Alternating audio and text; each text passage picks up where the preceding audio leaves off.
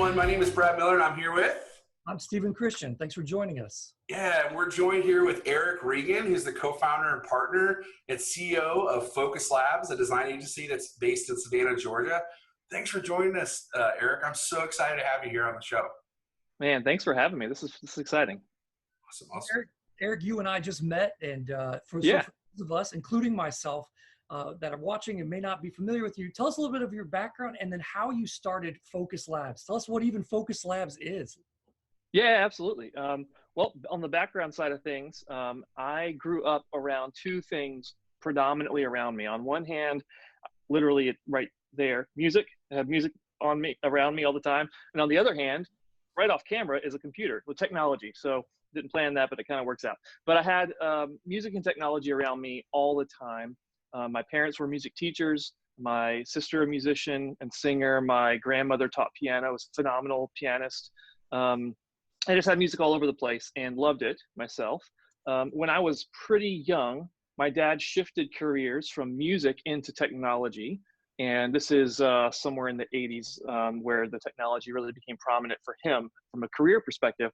So I also had that around me and was encouraged by him to just dabble in just computer stuff, which I found fun.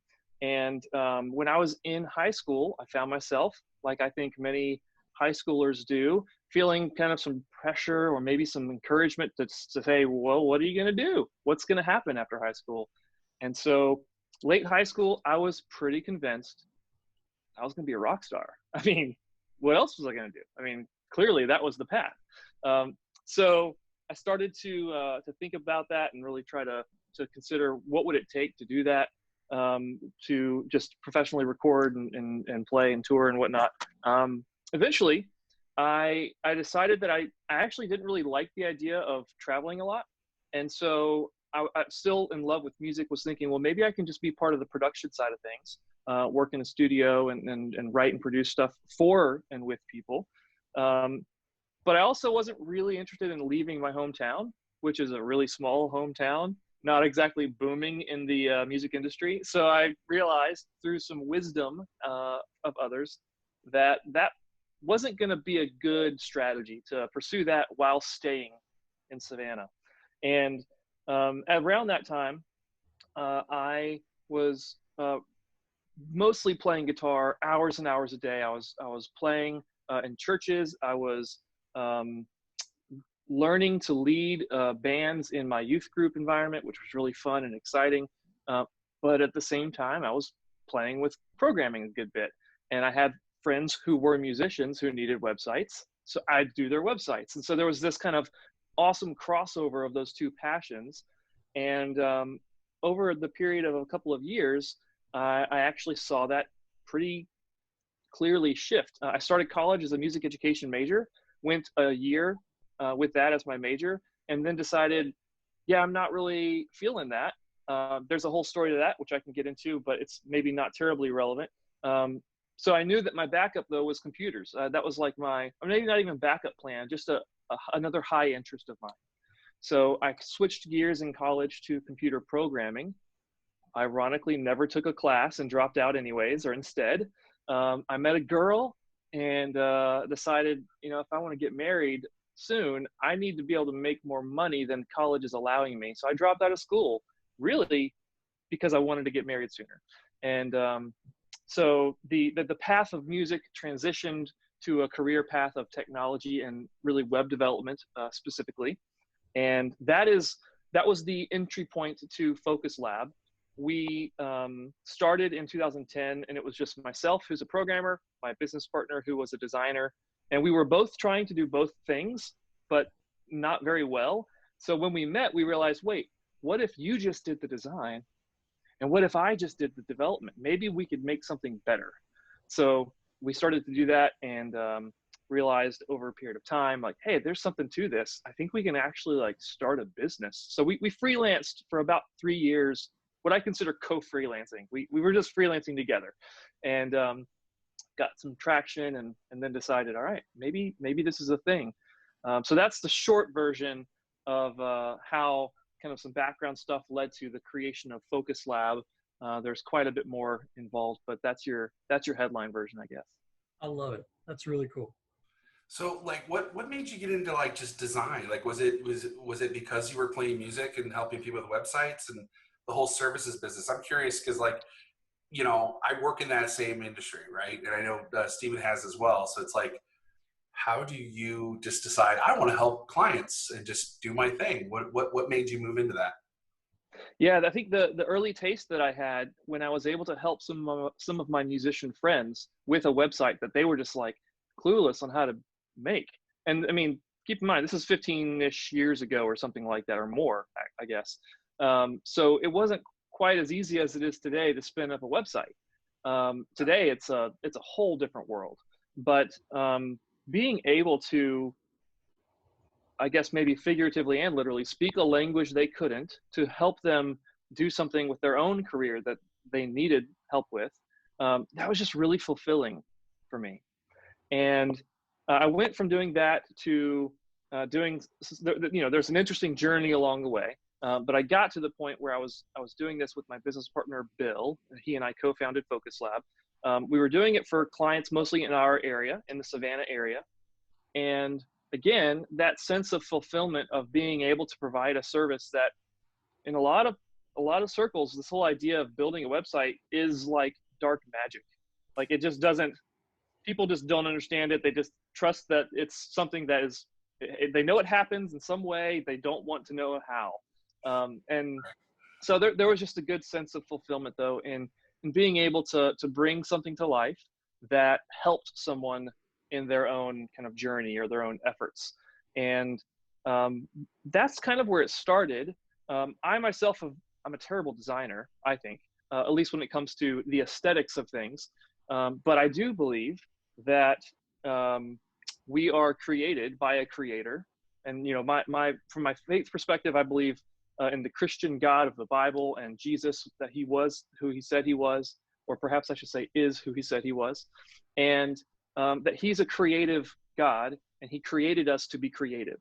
So while I don't have much strength in a design sense when it comes to the types of people who work at Focus Lab, I do recognize that I still do design things. So whether I'm designing a chord structure or a melody or designing a team or designing a process, there's still so much that is still at the foundation of design that happens. So there's this sense of fulfillment, I think, when being able to design something and help someone achieve the thing that they don't think or maybe they couldn't have done without that. And I think there's a lot of overlap, and I'm leading heavy with some of this faith stuff, but I think there's a lot of overlap in how I believe we were designed as a body, where we each have different strengths, and that's written about in a lot of different letters in the New Testament. And I believe that while Stephen, you may have some strengths that I just don't have, I also have some strengths that maybe you don't have. And so together our body can function better than apart. That's amazing. That's awesome. So how are you handling right now? Obviously we are all asked to stay home. How are you not only handling this, but what do you think are some of the advantages creativity wise that you've seen perhaps in your business, or maybe there's been a strategy shift at Focus Labs? What have you seen in your business as the biggest changes since we've all been asked to stay home?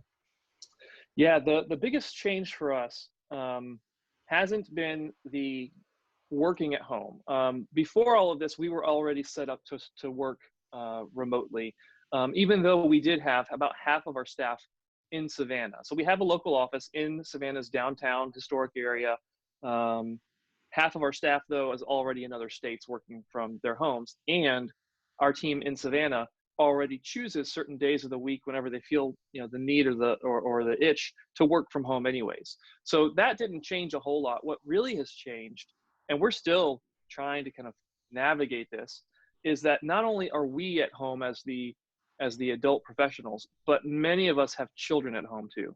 And that has actually been the one of the bigger challenges through all of this, because isolation from a creativity perspective, as long as you limit the isolation and eventually come back to engagement with people, it can be so fruitful for creativity. But the reality is that many of us have no isolation right now in terms of like the way that creativity could really, the juices can flow, because we've got people around us way more than we're used to. Our kids are not at school at all. Our kids aren't at events. They're not at other things. And so it's been interesting because not all of our staff has young children. So it's a different experience for each person, which I would want to definitely acknowledge. So there's that. And then we also don't all have the same homes. So I, for example, have the incredible benefit of having a dedicated workspace, but not everybody at Focus Lab does, and not everybody who's having to work from home does. So, we've got a lot of people around the world or in the nation working from a living room, and that's the best they can structure for right now. They're just making it work. So in terms of our changes, kids being around has probably been the trickiest thing. And then also balancing a work and a facilitation of homeschooling is tricky as well.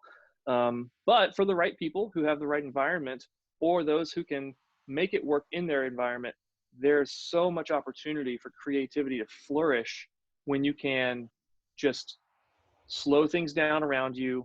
And I can't think of the right word. I don't think I'm trying to say isolation, but that's the only word coming to mind right now. But this kind of solitude, maybe, it could be so good for creativity. That's great. That's really cool. I agree.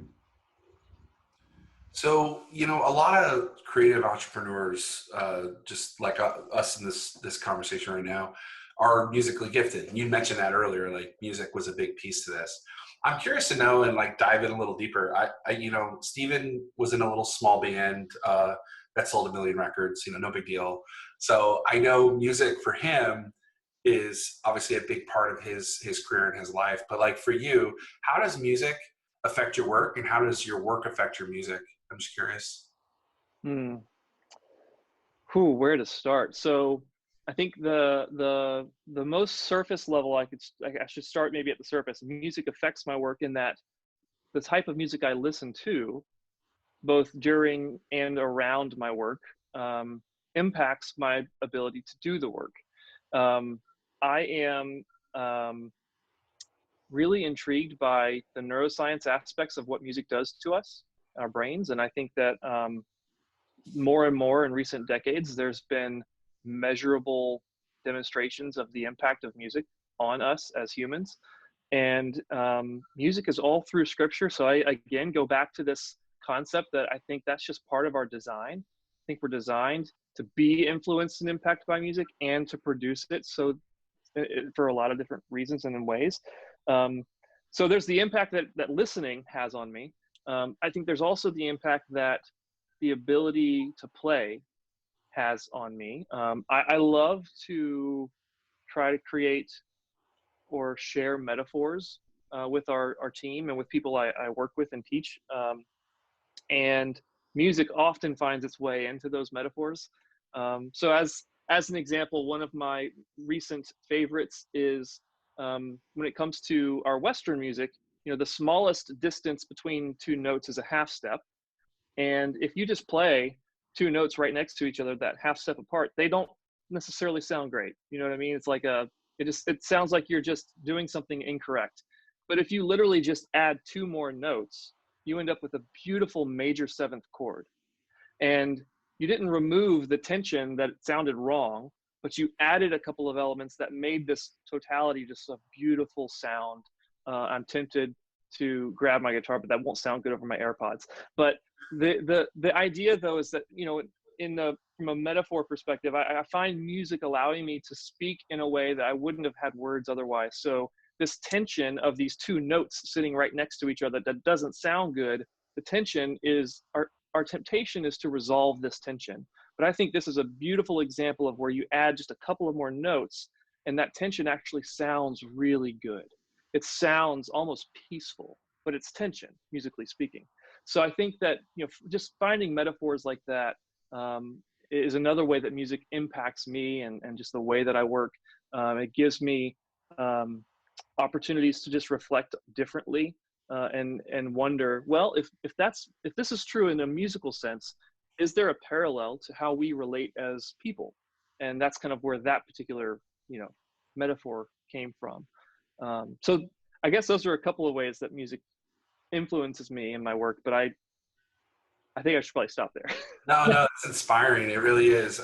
Because I think I do feel like music is so ingrained into a lot of creatives and people that are even in business. I mean, it's like you said, I feel like it is interwoven. It's there, you know. So I love hearing that. That's great. Thank you for sharing that. So when I'm working, I love listening to taiko. What are some bands that when you're when you're I was gonna say worshiping, but that works. Hey, But yeah. what is kind of playing in the background when you're working? So I have a few different playlists that I subscribe to, and then a few that I've kind of created. But I seldom listen to a single artist while I'm working. So if I've got music playing, one of my frequent instrumental playlists is Spotify's curated playlist called Deep Focus. Really enjoy that. There are a couple of tracks I tend to skip here and there, but it's got a lot of great stuff in it.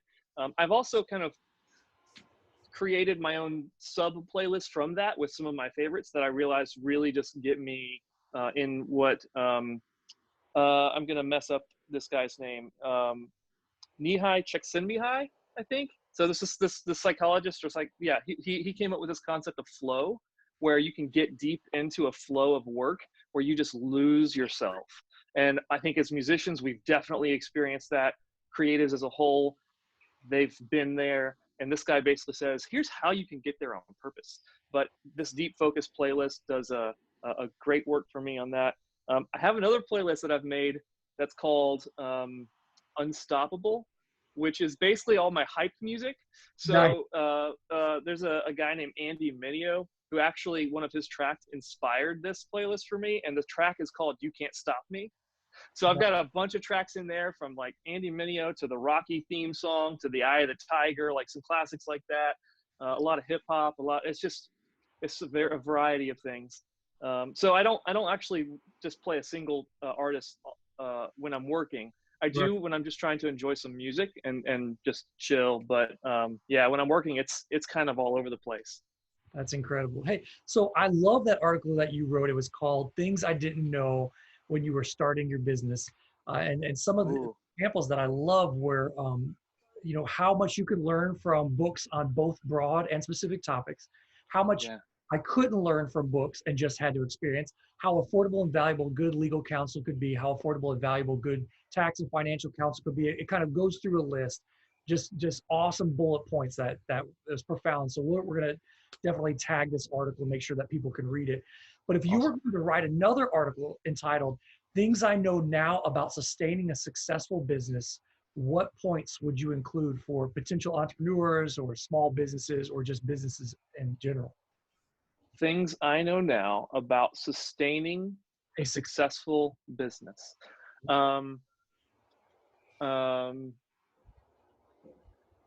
The first thing on this list for me is the hidden value of rest. Wow. I think that rest is not talked about a lot when you talk about hustle and entrepreneurship and whatnot. But it is, I think the reason that that's my number one is that you said the word sustained or sustainable. And I think that rest is key for the sustainable entrepreneurial life. And that's not just like sleep, that's a restful pattern in your week. That's resting in seasons even. That's resting, like taking vacation time. That's something that a lot of entrepreneurs are just terrible at doing.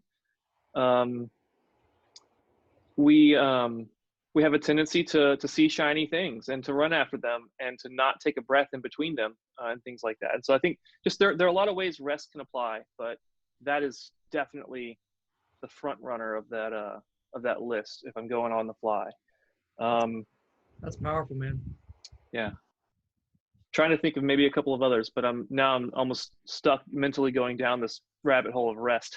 You could literally write an entire article just on that. You could book just about like the power of hustle and the but the power of rest as well. So that's great, man. Yeah. Yeah, no, it is the balancing act between like family and work, and because like especially if you work from home, like I've said this multiple times, we've chatted, is like work is at home, so you have to create like a dedicated space sometimes for that, and I think that's great. You have a dedicated workspace you were mentioning, so I think that's really really important. A lot of people Yeah, don't.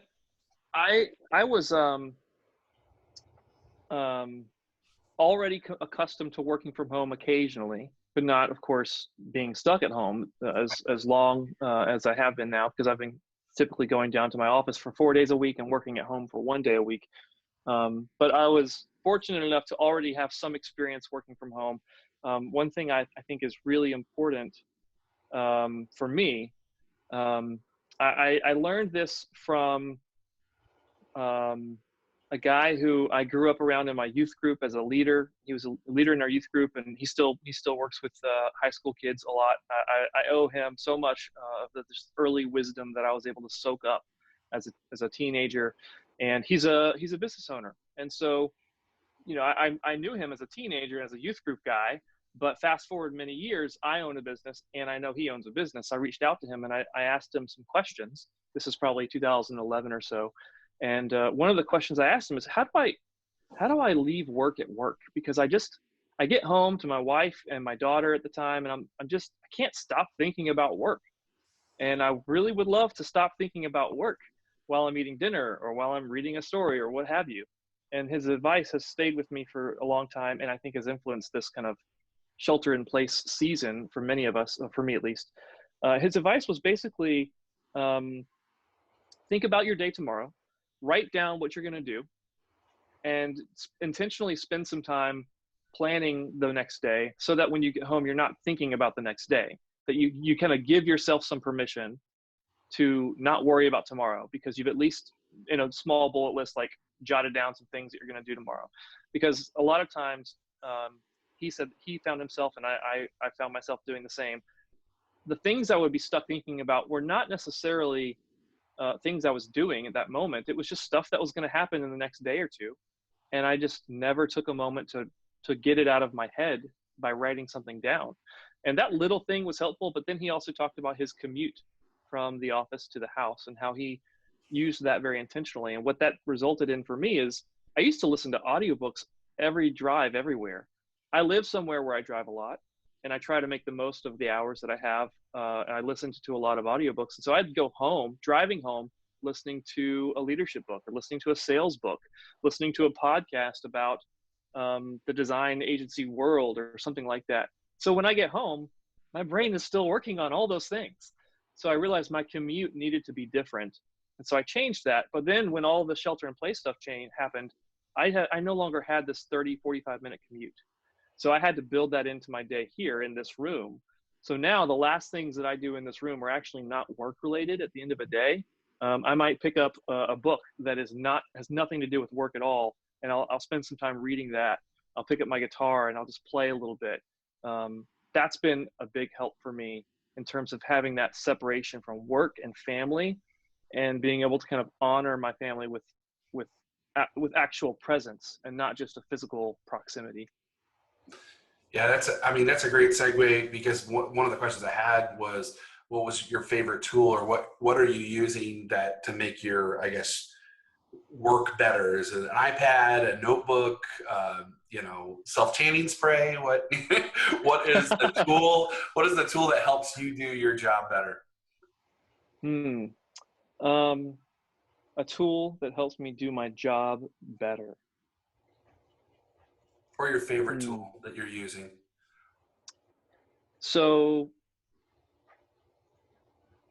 I think my favorite tool that I'm using right now, and this is a little bit of a new, an augmented discipline of mine. I'm trying to write more of what I'm thinking. And I don't know if that really fits the question, but I see it as a tool. And trying to write more, not in the sense that I'm writing to post it or publish it somewhere. Writing my own thoughts about something I'm discussing with a team member, a challenge that we're trying to overcome as a business, or just something that we are trying to work on together. In the past, I would go straight to conversation.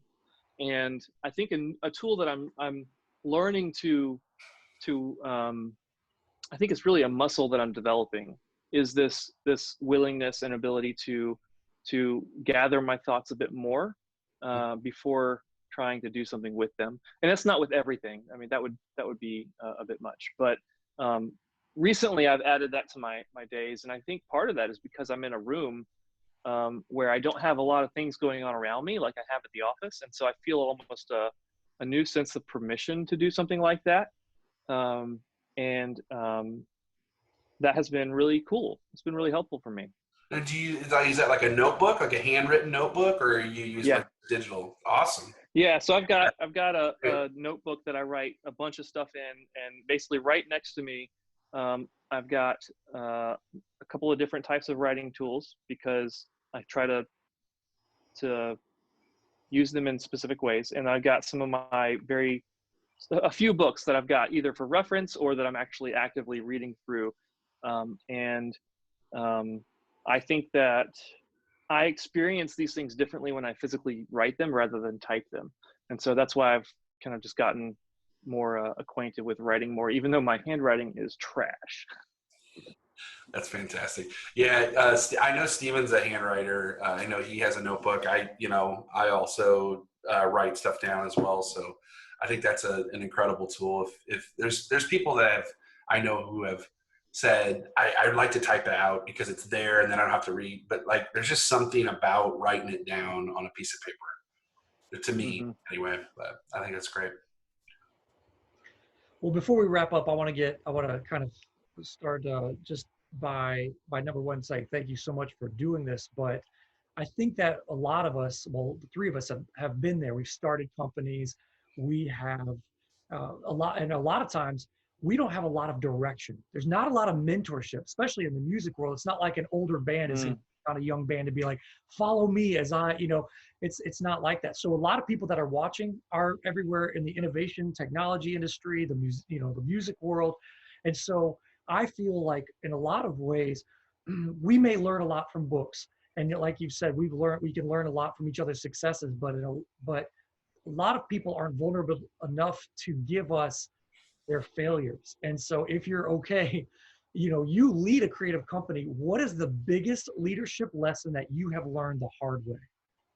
If you don't mind sharing that.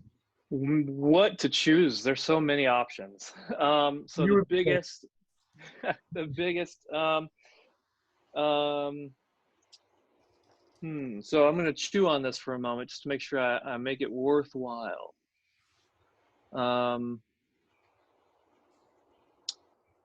So this is a lesson I'm continuing to learn, which is maybe why it's fresh and coming to mind. I think I was at do you guys know who Dave Ramsey is? He's mostly popular for his financial piece teachings around money and getting out of debt. Well, he also has this whole other piece of his business called EntreLeadership, which is essentially him. It started with him teaching his team how to be leaders, and it grew into an entire brand and suite of products where they teach a bunch of other people to be leaders. And it's the blend of entrepreneur and leader. So it's EntreLeadership. And I was at an event that was an EntreLeadership event. And I think this was 2009. So this would have been about 6 months before I quit my day job to start Focus Lab. I had an itch. I knew I needed to learn some stuff. So I heard about this one-day event in Atlanta, so 4.5 or so hours from me, drove up to this event, and it was Dave Ramsey for 6 to 7 hours on stage talking about business and leadership instead of finances. And one of the things that he said, which sounded really funny to me at the time, was that the founder, or any leader for that matter, is really a chief repeating officer. And the idea is that you're going to have to repeat yourself a lot. You're going to have to repeat yourself so much that your team should be able to impersonate you and do a good job. Like, that's how much you need to repeat the most important things. And I thought that was kind of funny. It sounded kind of funny. I didn't really think a whole lot of it. I didn't even have a team. I mean, there are a lot of things I learned that day that I knew I would need years before I'd need to apply them. Well, fast forward a number of years, and I'm realizing, why are people not remembering these things. I've told them, but you know, whether it's a part of our strategy, whether it's the way that we want to talk to a client, whether it's the way we want to document something, or the way we want to write out our thoughts for a sales lead, you know, I was in this mode where I felt like, well, I already told you this. Why do I need to tell you again? But it kind of goes, maybe there's a little bit of parallel to this old adage of,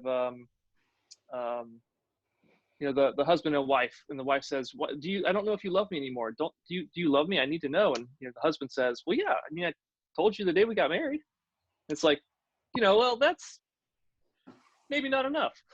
So, you know, even if there's something that we might know or have in the back of our mind, the repetition is really helpful. And so one thing I've learned, unfortunately, many times, and I think I'm going to continue to get reminded, is that I need to repeat myself and not worry about repeating myself. I don't need to feel insecure about it. I don't need to question if I was clear the first time. I don't need to question the intention of the person who needs it repeated. I don't need to worry about any of that. I just need to repeat myself and be okay with that. Now that might sound kind of weird, but that has led to multiple failures for me as a leader, because I would sit around waiting for something or expecting something from someone, and it would take me a while to realize, you know, I kind of only told them this thing one time, and that was about a year ago. Yet I'm still here today expecting something from them when I haven't reinforced it. I haven't reminded, I haven't provided that clarity that would have been really helpful. So that's not a singular example, but just the willingness to be repetitive or to repeat myself on the key or important things is a lesson I continue to learn. And just, it's one of those life lessons where I kind of feel like just when I feel like I've got it, it comes back. I'm like, oh, yep, still didn't have it. All right, cool. So that's one that comes to mind pretty quickly. Incredible. Thanks, man. Thanks for being vulnerable. I appreciate it. Just so Erik, I really appreciate you joining today. I know we don't want to take all of your time today, but I do have one last thing to say. I'm just curious, you know, the sweet beard that you have going on is kind of like a Jesus look. I love it. It's awesome. I'm sure you hear that a lot, but you're totally bringing the whole like WWJD thing, which is awesome. So I'm curious. Know what? Yeah. Yeah, no, go ahead. No, I'm curious. Tell me more about like the look. Is that what you're going for? Or? Yeah. So fun fact, I have on my personal website a FAQ section, but it's not a frequently asked questions. It is a frequently asked question, which is, has anyone ever told you look like Jesus? Because, and you can actually you can include this in the description or somewhere, and people can check this out. I'm not kidding. I have it on my website because at this point I don't go anywhere, so I don't get the question very often. So thank you for asking. It actually fills a little void in my life at the moment. But I would be asked this every week, just about, by at least one person. Hey, has anybody ever told you look like Jesus? But I got to tell you, my favorite question, sorry, my favorite phrasing of it was, I was in the drive-thru at Chick-fil-A, I think, which is a common experience for me. God's right there. I was in this drive-thru. I pull up to the window. Young lady says, has anyone ever told you? And of course, anytime I hear the has, I just kind of know where it's going. But she says, has anyone ever told you that you look like that picture of Jesus? And I was like, oh, thank you for saying it that way. Because the only reason I even have it on my website is that I find it really funny / sad that we think Jesus looked like this, which is because, I mean, given where he was, given who he was, he didn't look like a European dude, you know? Yeah. And so, if I'm gonna confidently and proudly talk about my belief in that Jesus was who he said he was, I want to also accurately, as best I can, acknowledge what he probably looked like, which was not European. I mean, he looked much darker than this. His hair was probably not like this.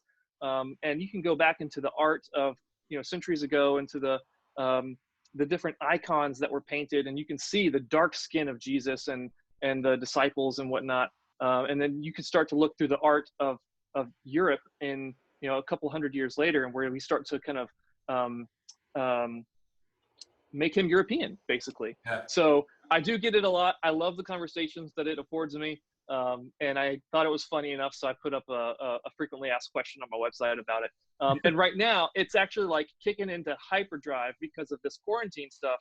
And I haven't had a haircut in ages. And so this hair is like crazy long, and it doesn't help. I love it. I love it. Erik, thank you so much. We really appreciate you joining us today. We'll, how can people get in touch with you and find you online? Yeah, as long as you can spell my name, you can find me. Okay. But that is a challenge. So my name is Erik with a K, which of course is in the description or title of this. But Erik Reagan, and just that first and last name at probably most social places. So Twitter, Instagram, YouTube, Facebook, whatever. It's just at Erik Reagan, and it's erikreagan.com. But guys, I really appreciate you having me today. I love what y'all are doing, and it was just a fun chat. We really appreciate it. Hey guys, this is Stephen Christian with Reactant. Just want to say thank you so much for watching. Please subscribe and make sure that you enter into the conversation. Get in those comments, share, like, let us know what we can be doing better. Let us know what you enjoy, and also what speakers you want, or what musicians, what people in the technology field that you guys want us to interview, because this is for you.